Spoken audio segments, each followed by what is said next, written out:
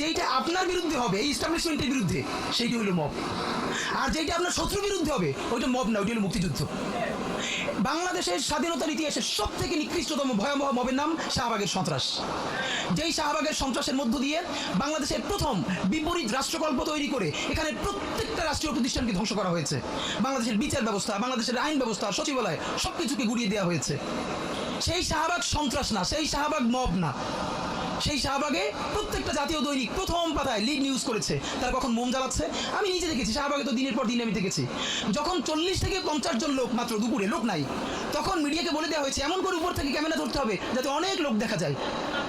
সেভাবে করে করে লোকানো হয়েছে, প্রত্যেকটা গার্মেন্টসকে বাধ্য করে লোকানো হয়েছে। আমার বিশ্ববিদ্যালয়, তখন আমি ঢাকা বিশ্ববিদ্যালয়ে পড়ি, আমার ছাত্রলীগের যারা আমার সহপাঠী ছিল, ওদের রুমে dry cake, 7 up, Coke, Sprite, biryani দিয়ে ভরা থাকতো।